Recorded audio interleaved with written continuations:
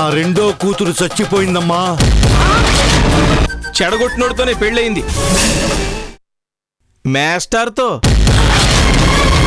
ఈ ఊర్లో అందరికీ నా పక్క గురించి తెలుసు. నా గుండెలో ప్రేమతో నివక్కదానికి తెలుసు. అలాంటిది నువ్వే నన్ను అర్థం చేసుకోలేకపోతే నేను ఎవరి కోసం బతకాలి? ఇప్పుడే ట్రీట్మెంట్ స్టార్ట్ చేయాలి. కానీ చెప్పండి డాక్టర్. ఈ ప్రాసెస్లో ఆమె ప్రాణం పోవచ్చు.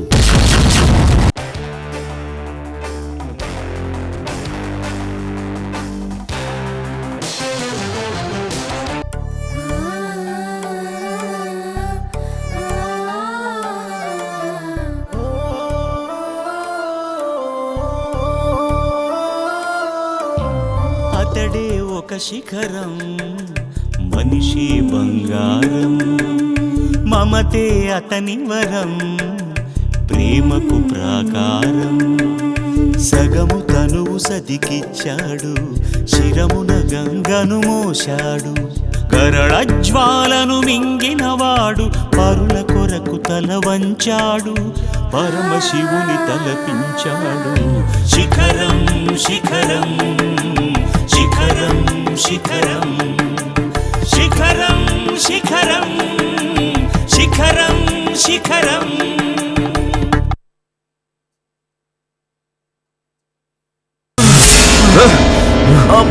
విజయ్, షూట్ చేసి మారేస్తాను. వెళ్ళాన్ని చంపి జైలుకు వచ్చావు. 7 ఏళ్ళు జైలు శిక్ష పడింది, ఇంకా 2 ఏళ్ళు కూడా కాలేదు. 5 ఏళ్ల తర్వాత అయినా బయటికి వెళ్ళాలిగా. అర్థం కాలా? ఏమైందిరా?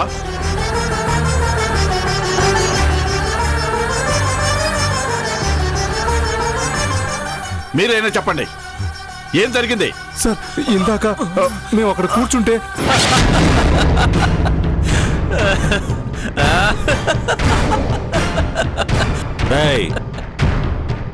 ఎందుకురా నవ్వుతున్నావు? మర్డర్ కేసులో జైలుకి వచ్చావంటే నువ్వేదో పెద్ద మగాడు అనుకున్నాను. నువ్వు చంపింది నీ పెళ్ళాన్నంటగా. నేను చెప్పలేదు.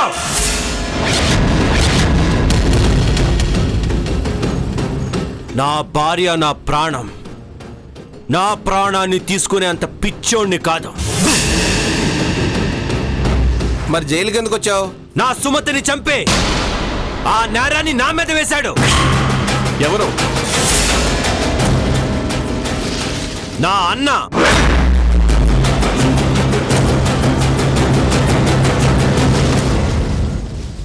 ఈశ్వర చంద్ర ప్రసాద్. ఈశ్వర చంద్ర ప్రసాద్.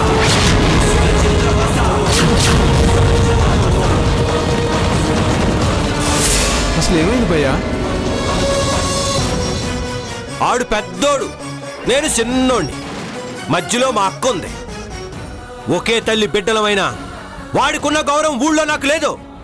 వాడికిచ్చిన మర్యాద ఊళ్ళో నాకు ఎవడివ్వడు. నన్ను ఒక అప్రయోజకుడిని చేశాడు. వాడు ఫస్ట్, నేను నెక్స్ట్. నాకది నచ్చదు. తర్వాత పుడుతున్నానని అమ్మ కడుపులోనే తెలుసుంటే అక్కడే ఆగిపోయి ఉండేవాడిని. కానీ అవకాశం లేకుండా పోయింది. సరే తమ్ముడు, నీ భార్యను ఎందుకు చంపాడు? వాడి భార్య గొడ్రాలైంది, నా భార్య నిండు చోళాలైంది. నాకు బిడ్డ పుడితే నెక్స్ట్ జనరేషన్ నాదవుతుంది.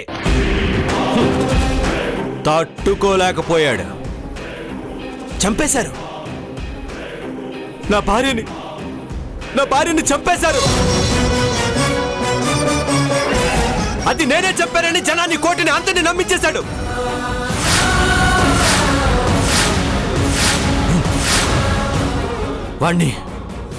వాణ్ణి వదలను. 5 ఏళ్ల తర్వాత అయినా వాణ్ణి చంపేస్తాను. మళ్ళీ వస్తాను. ఎన్నాళ్ళైనా ఉంటాను.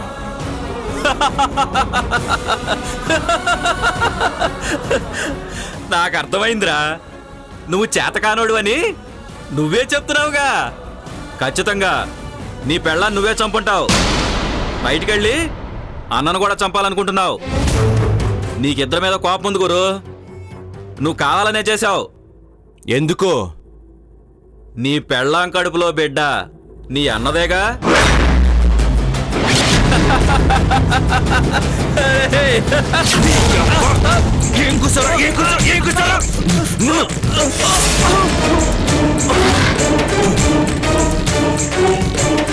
రేయ్, నీకు జైలు అంత నచ్చిందా? మళ్ళీ వస్తావా? అసలు బయటికి వెళ్ళాలి కదరా. నువ్విలా చేస్తే ఇక్కడే ఉంటావు. అర్థమైందా? రాస్కెల్, జాగ్రత్తగా ఉండు. ఆ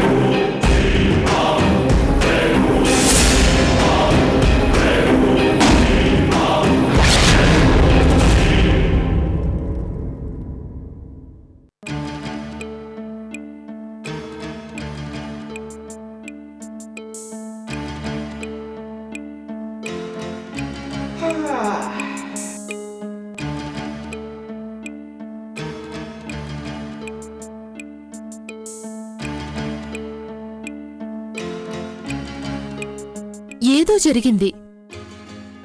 నా చెల్లెలు తప్పు చేసిందంటే మా నాన్న చెప్పినా నేను నమ్మను. అది నిప్పు. ఆ నిప్పే ఇప్పుడు ఆ ఇంటిని అంటుకుంది.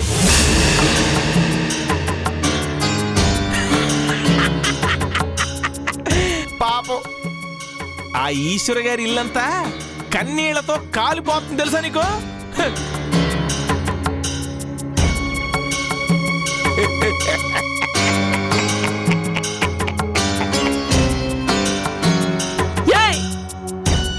నవ్వుతున్నాడు చూడవే. ఏడుపును కూడా నవ్విస్తుందని మొగుణ్ణి. ఈ మొహం మంట.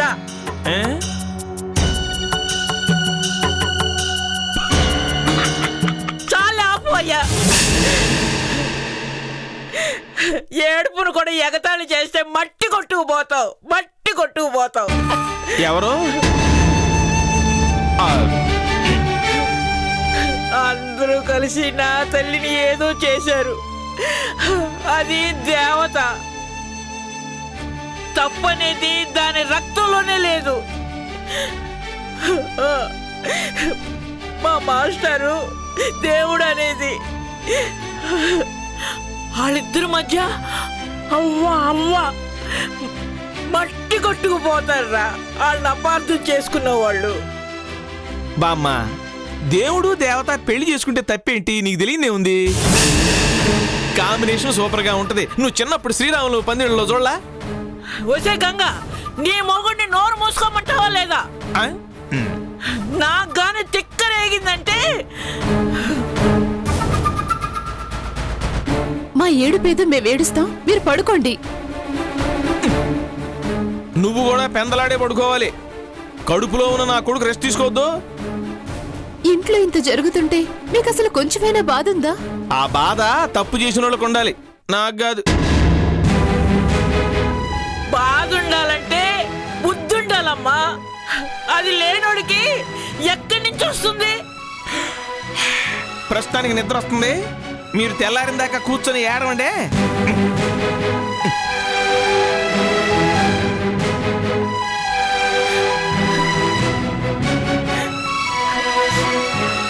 గంగా, నాకంతా అయోమయంగా ఉంది అమ్మా. దాన్ని ఒకసారి చూడాలనుంది. అసలు ఏం జరిగిందో అడగాలనుంది. నా తల్లి, నా తల్లి, నీ దండం పెడతానే, నన్ను ఒకసారి దాని దగ్గర తీసుకెళ్ళవే. సరేనానమ్మా, వెళ్దాం పద.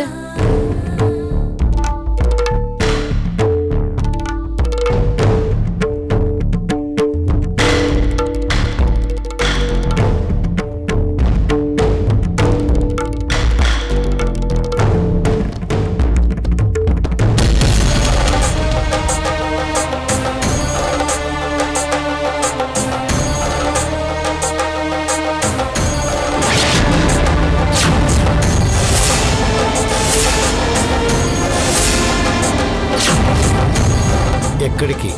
గౌతమి దగ్గరికి రా. చచ్చిందని చెప్పాను కదా, శవంతో ఏం మాట్లాడతారమ్మా?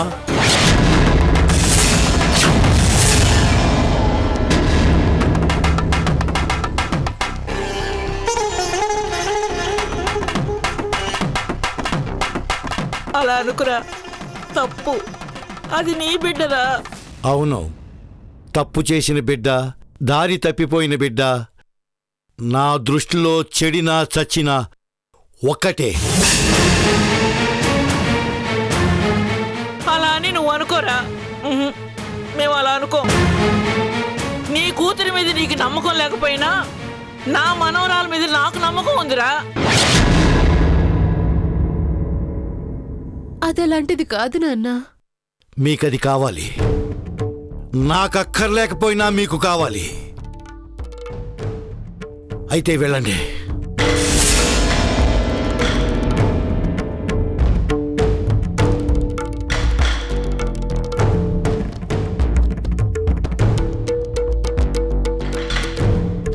వెళ్ళండి.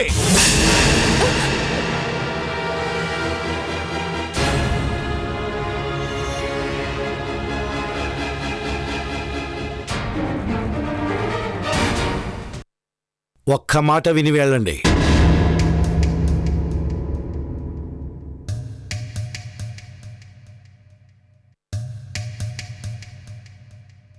అమ్మా,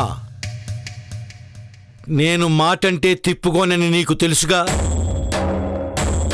ఆ శవాన్ని చూడటానికి మీరు వెళ్తే ఇక్కడ ఈ శవాన్ని చూస్తారు.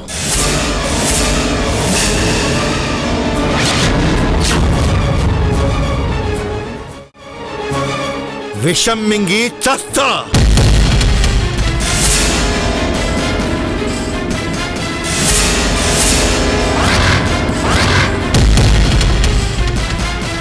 చస్తా.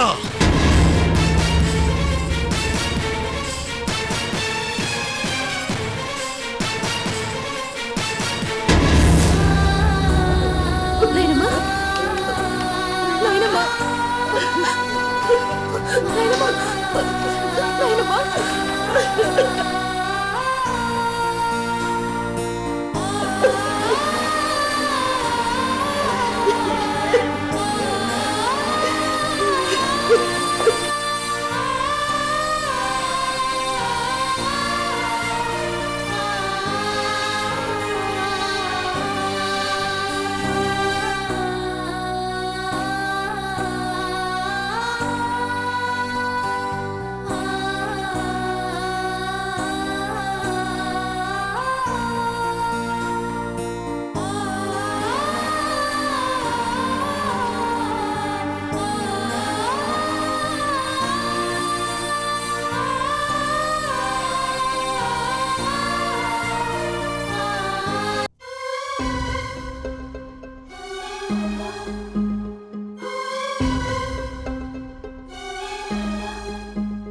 ఎన్నో బ్రతుకులు కలిసి ఒక బ్రతుకైతే అదే ఇల్లు.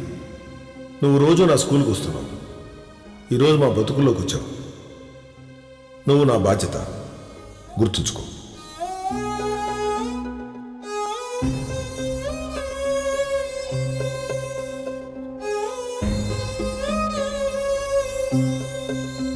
నీకు ప్రసవగండం ఉంది.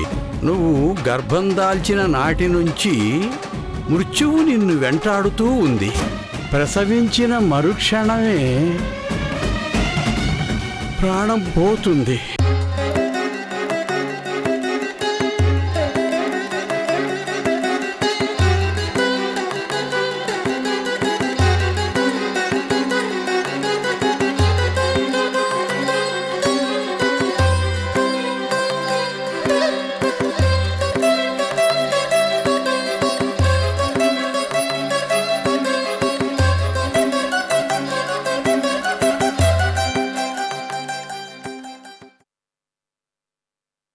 ఓకే, అడుగుతా. మరి నీకు సాంగ్ వస్తుంది, వాచ్ ఎంజాయ్. చిలక ఏ తోడు లేక ఎటే పమ్మ ఒంటరి నడక తెలిసి అడుగేసినావే ఎడారంటి ఆశల వెనక మంగళ సూత్రం అంగడి సరుక కొనగలవా చేయి జారాక లాభం ఎంతొచ్చిందమ్మా సౌభాగ్యం అమ్మేశాక చిలక ఏ తోడు. మరి అపాచీ ప్రేమ కోసం ఇలా ఒక మంచి సాంగ్ వచ్చేస్తుంది, ఎంజాయ్.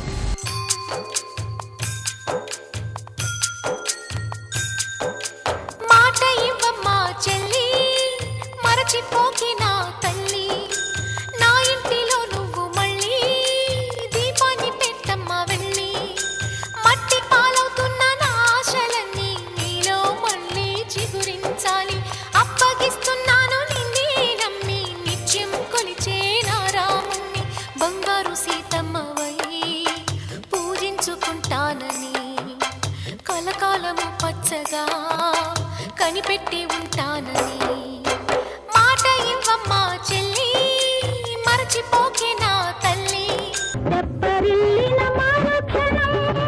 ఆడదానికి జన్మ ఫలం, ఆడదానికి జన్మ ఫలం. ఊరుకు తెలగని తలుపులు తెరిచి తెరవగని చెప్పాలమ్మా శ్రీవారి ముచ్చట్లు తెలపాలమ్మా. చిచి, నా బతుక్కి టీవీ కూడా ఎగతాళైపోయింది. ఎటు తిప్పినా నాకు నేనే కనిపిస్తున్నాను. కర్మ కర్మ.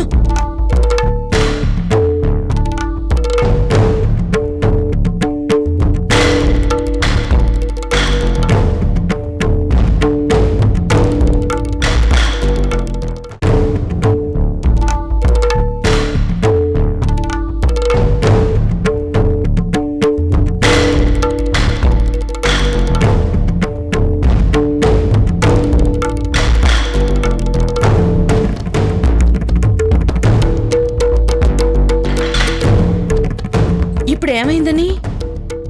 మీకు పెళ్లి చేస్తానన్నాను, చేశాను. మీరు చేసుకుంటానన్నారు, చేసుకున్నారు. కాకపోతే మనం అనుకున్నట్టు జరగలేదు. నేను అనుకున్నాను అనుకోండి. ఇలా అనుకోవాల్సి వస్తుందని నేను కూడా అనుకోలేదు. ఏం చేయను? సరే, జరిగిందేదో జరిగిపోయింది. ఇక జరగాల్సింది చూడండి.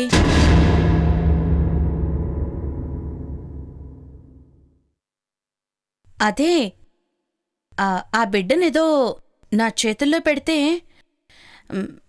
ఇక మీ జోలికి రాను.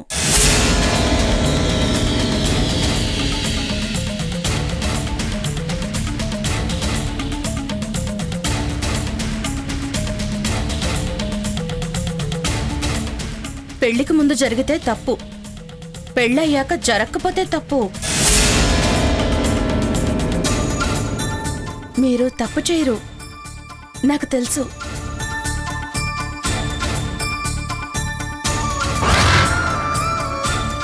తీసుకురానా?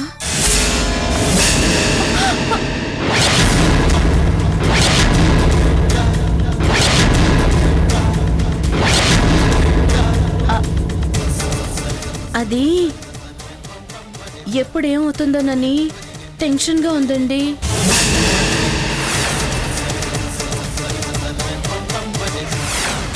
ఆ ముచ్చట కూడా తీరిపోతే కాస్త ధైర్యంగా ఉంటుంది. పెళ్లికే ముహూర్తం లేదు, దీనికి మాత్రం ఎందుకు?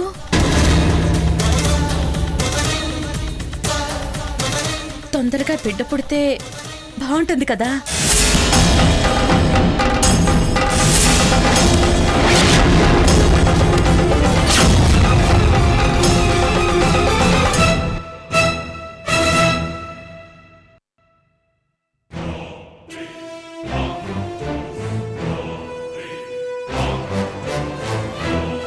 ఏంటి కొట్టాలని కూడా అనిపించడం లేదా?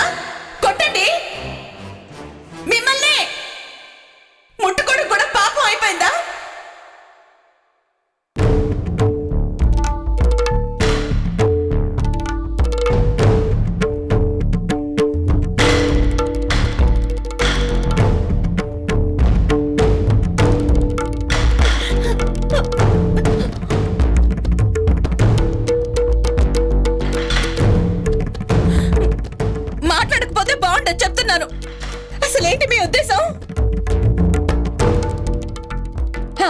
చిన్నపిల్ల కాదు, మేజర్. ఆ వరుదిని కంటే 3 ఏళ్ళు చిన్నదంతే. లేట్ గా పళ్ళో పడేశారట. ఈ పాటికి చదువుకునుంటే డిగ్రీ పూర్తి చేసి ఉండేది. అందుకే సినిమాలు చూడమనేది. 40 ఏళ్ళు దాటిన వాళ్ళందరూ చిన్న చిన్న పిల్లలతో డాన్స్ వేస్తున్నారు. మీకే తక్కువ? నిన్న టీవీలో కూడా చూపించారు. వాడెవరో హిందీ హీరో అట, సైఫ్ అలీ ఖాన్ అట. కరీనా కప్పుని చేసుకోలా? పెళ్లిడికొచ్చిన కూతురు కూడా ఉందట. తప్పే ఉంది? మిమ్మల్ని మాట్లాడరే.